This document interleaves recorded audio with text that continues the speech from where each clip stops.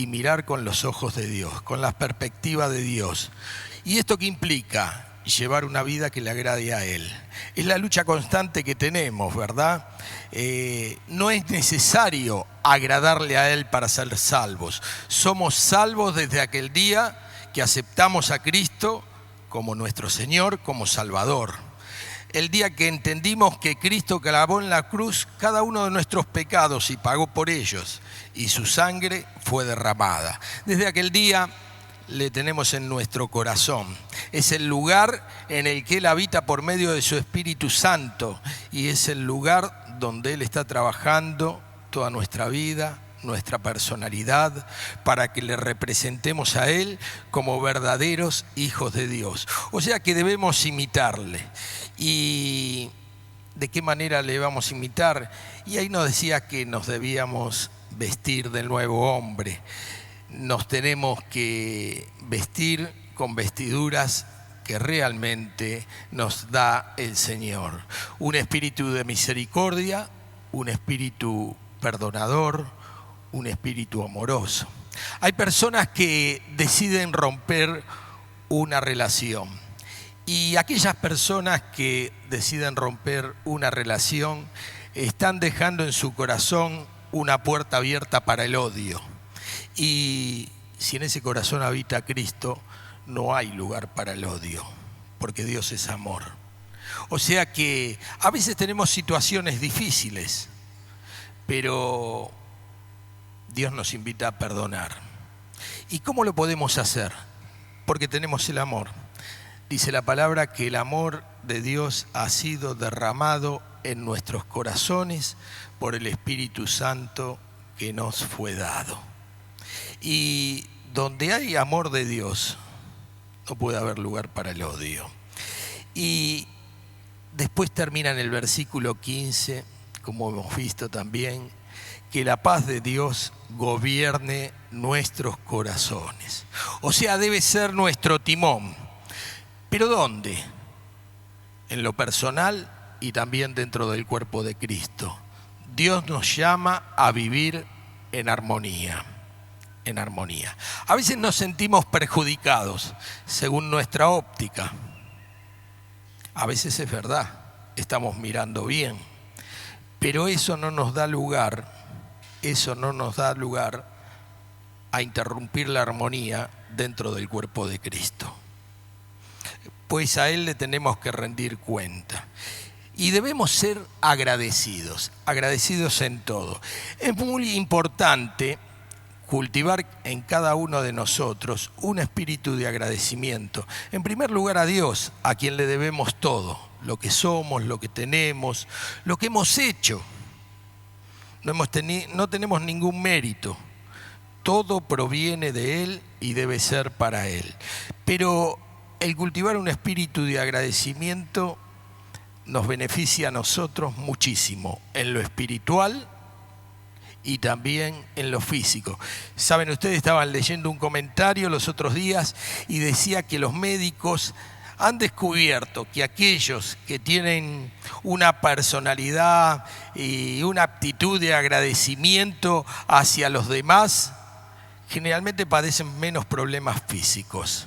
Claro, se amargan menos y saben que lo poco o mucho que tienen o aquello que reciben, no solo de Dios, sino también de los hermanos, de Dios proviene.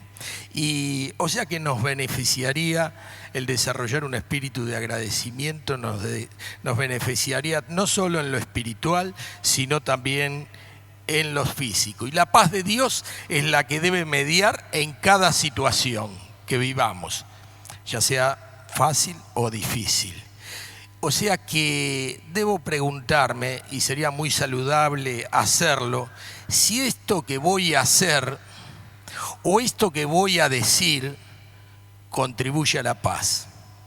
Dios quiere que tengamos paz en lo personal. Y donde está el amor de Dios hay paz. Pero también quiere que tengamos paz en lo congregacional, en la unidad de los hermanos. O sea que la paz que Dios quiere que la disfrutemos individualmente y también en la compañía de los hermanos. Porque ahí dice en el versículo 15 que asimismo fuisteis llamados a un solo cuerpo. Y este es el cuerpo de Cristo, y Cristo es la cabeza. Pero vamos a desarrollar a partir del versículo 16, y voy a ser muy breve porque sé que el tiempo es avanzado, como dije. En el versículo 16 dice: la palabra de Cristo mora en abundancia en vosotros, enseñándoos y exhortándoos unos a otros en toda sabiduría, cantando con gracia en vuestros corazones con salmos e himnos y cánticos espirituales. Y todo lo que hacéis, sea de palabra o de hecho, hacedlo todo en el nombre del Señor Jesús, dando gracias a Dios Padre por medio de Él. Acá vemos 3 puntos. El primero, en el versículo 16, que la palabra de Dios more en abundancia en nosotros, que habite en abundancia. Los cristianos primitivos no tenían el Nuevo Testamento. Hoy nosotros lo tenemos. Lo tenemos en la página escrita, lo tenemos en internet, en las tablets, en las computadoras. O sea, tenemos una facilidad terrible para tener a nuestro alcance la palabra de Dios. Y no sé si sencillo memorizarlas. Antes ellos debían memorizarlas, las enseñanzas del Señor Jesucristo, y la pasaban de voz en voz. Así eran transmitidas verbalmente. Hoy nosotros tenemos en todo lugar la palabra a nuestra disposición. O sea que, ¿qué tenemos que hacer con ella? Llenar nuestro corazón. ¿Y por qué llenar nuestro corazón? Bien lo sabemos, porque el Señor Jesucristo lo dice: sobre toda cosa guardada, guarda tu corazón, porque de él mana la vida, ¿verdad? Entonces, viene bien preguntarnos de qué llenamos en la semana nuestro corazón. ¿Y por qué es importante cultivar nuestro corazón con la palabra de Dios? Porque de acuerdo a lo que en él hay, así respondemos, así actuamos. Y Dios quiere que actuemos bien, de la manera que glorifique su nombre. O sea, lo que hay en nuestro corazón invade nuestra mente y, por supuesto, mueve nuestra voluntad. Y nuestra voluntad debe ser movida de acuerdo a la voluntad de Dios, que es agradable y perfecta. O sea que fíjense qué importante es que la palabra de Dios more en abundancia en cada uno de nosotros. Qué importante es leer en la semana, pero no simplemente leer, sino meditar. Hay un problema grave en este tiempo. Las personas leen, pero no meditan en lo que leen.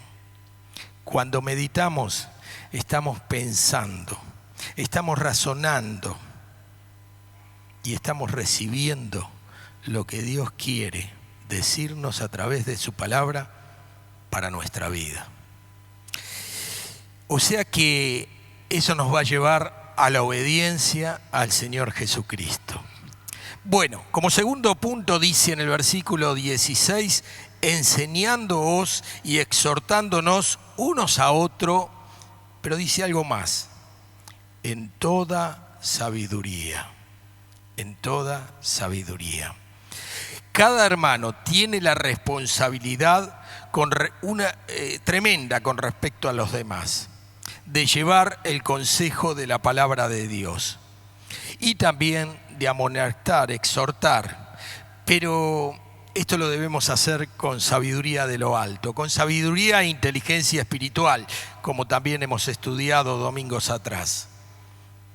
Porque lo debemos hacer con la sabiduría de Dios, en el momento, en el lugar y con las palabras que Dios nos da, para que las personas no se sientan lastimadas, ¿verdad? Para que la palabra de Dios cale en el corazón, y es ahí donde tiene que trabajar. O sea que cada hermano tiene la responsabilidad de compartir el consejo práctico de la palabra para desarrollarnos día a día, como Dios quiere. Y también esto, por supuesto, tiene que ver la exhortación, la amonestación, tiene que ver con el deber, para que esa palabra sea aplicada. O sea que la misericordia no debe faltar nunca, porque Dios es amor y de amor quiere inundar la iglesia. Pero tampoco la verdad. Siempre la verdad y la misericordia van llevadas de la mano. Y ahí bien lo expresa en Proverbio. A veces dejamos pasar por alto las cosas y nos justificamos como que eso es amor. No, eso no es amor, eso es comodidad. Dios quiere misericordia y verdad, que la pongamos en práctica. El tercer punto dice, cantando con gracia al Señor. Y así lo hemos hecho, ¿verdad? Lo hemos hecho en la cena, lo hemos hecho hace un ratito. Eso nos anima, nos da gozo. Ustedes saben que el pueblo de Dios, Israel, cantaba salmos, palabra inspirada de Dios, ¿no? Y los cantaba en su culto, y nosotros también lo hacemos. Y también cantaba himnos.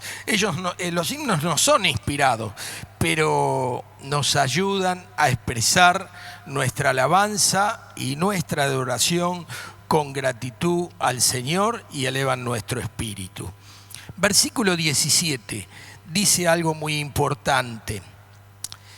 Todo lo que hacéis, sea de palabra o de hecho, hacedlo todo en el nombre del Señor Jesús, dando gracias a Dios Padre por medio de Él. Todo lo que hagamos en nuestra vida diaria, y esto tiene que ser un ejercicio en nuestra vida permanente. No hay cosas importantes o menos importantes para Dios. Nosotros sabemos que Dios tiene el control de todas las cosas. Si nosotros ejercitamos permanentemente esto en nuestra vida, vamos a agradar a Dios. Él quiere que nos preguntemos, ¿todo lo que hago yo hoy agrada a Dios? ¿Por qué tengo que agradar a Dios? Porque somos sus representantes, somos embajadores. Y deberíamos preguntarnos a veces cómo nos ven las personas, ¿verdad? Pero ¿saben qué es lo más importante? ¿Cómo nos ve Dios? Porque a veces también las personas se pueden equivocar, como nos equivocamos nosotros. Pero lo importante es cómo nos ve Dios. Y en la medida que le agrademos a Él, aun aquellos que se consideran nuestros enemigos,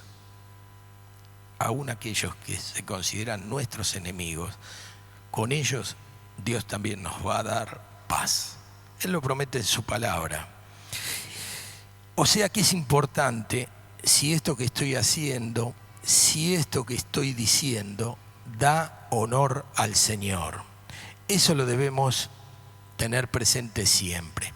Del versículo 18 al 24, ustedes pueden leer ahí que el Señor habla de cosas prácticas, de tres tipos de relaciones. Yo no me voy a extender en ellas porque lo hemos visto el año anterior y este año en repetidas oportunidades. Fíjense que habla de la relación primero en el hogar. Y lo podemos dividir en dos puntos. Relación entre esposo y esposa y también relación entre padres e hijos. Y el tercer punto que menciona es nuestra relación laboral. En cada una de ellas hace énfasis, en cada una de estas relaciones hace énfasis en la responsabilidad mutua. Jamás Dios está hablando de un solo lado, desde un solo aspecto. En cada una de ellas hace énfasis en la responsabilidad mutua, en someterse, en amar y en actuar en justicia. Y, por supuesto, en agradar a Dios haciendo las cosas de corazón. ¿Por qué en agradar a Dios? Es Él el que nos juzga y es Él el que nos va a dar la recompensa de todo lo que hayamos hecho y de todo lo que hagamos, si lo hicimos de corazón o para el ojo humano. Fíjense ustedes que en el versículo 18, dice: casadas está sujetas a vuestros maridos, como conviene en el Señor. maridos, amar a vuestras mujeres. No solo habla de las esposas, sino también que habla de cómo deben corresponder los maridos. Amad a vuestras mujeres y no seáis ásperos con ellas. Hemos hablado muchísimas veces y también lo hacemos en la clase de matrimonio sobre este versículo.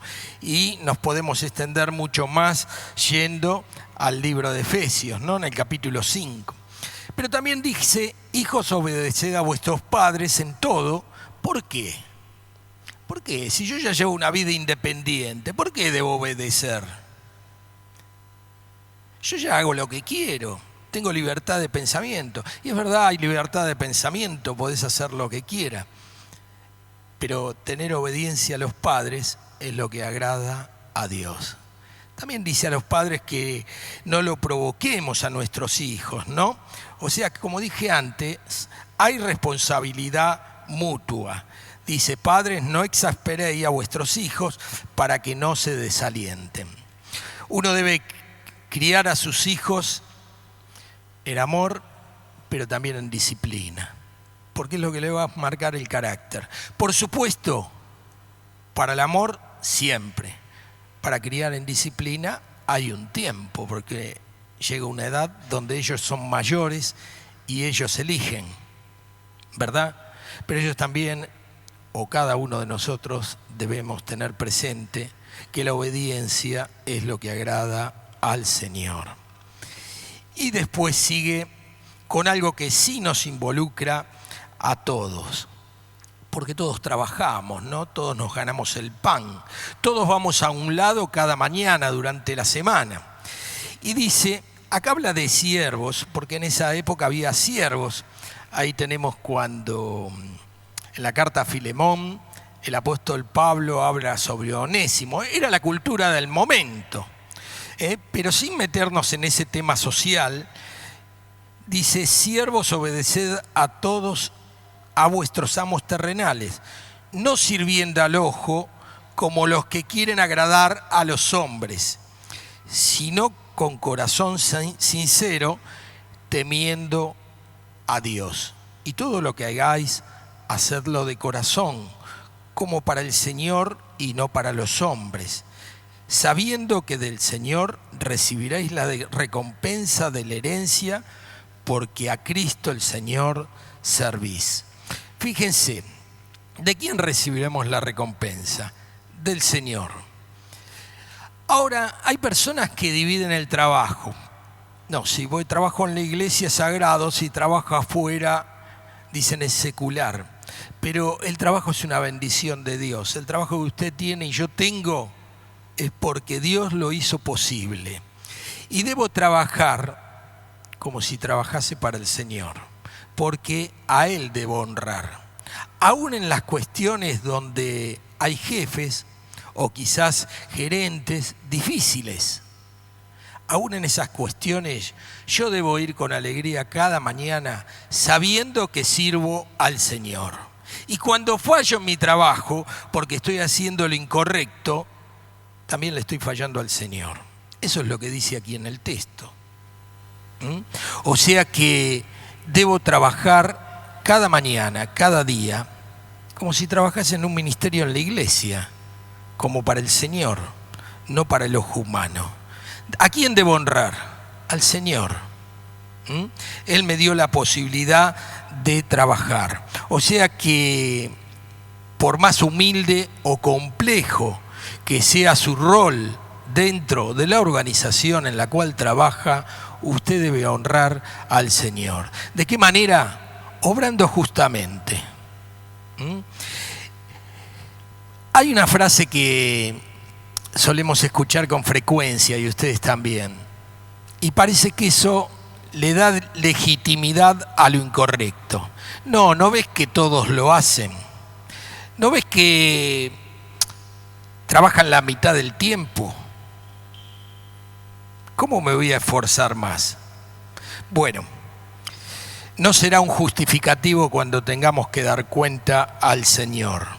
El mal obrar de otros jamás justifica que yo obre mal. O sea, yo debo ser justo, pero también debo hacerlo respondiendo al Señor, independientemente del rol que ocupemos. Fíjense, y terminamos leyendo el versículo 4.1, porque parece que fueran para aquellos que no tienen responsabilidades gerenciales, nada más la palabra. No, no es eso. Antes dijimos que había responsabilidades mutuas. Dice, haced lo que es justo y recto con vuestros siervos, sabiendo que también vosotros tenéis un amo en los cielos. O sea, la responsabilidad es mutua, es mutua. Y el versículo 25 del 3 termina diciendo, mas el que hace injusticia recibirá la injusticia que hiciere, porque no hay acepción de personas. O sea, si a alguien le tenemos que responder por nuestras acciones, va a ser al Señor. Al Señor no los podemos engañar. Debemos obrar justamente de acuerdo a la palabra, independientemente del rol que ocupemos en nuestro trabajo. Dios no solo ve aquello que es visible a los demás, también ve lo que hay en el secreto de nuestro corazón. Así que ahora nos separamos, oramos de a dos, y recuerden orar por Sakrovsky, que llamó esta mañana pidiendo especialmente que oremos por él, por su salud, que lo operan el sábado entrante.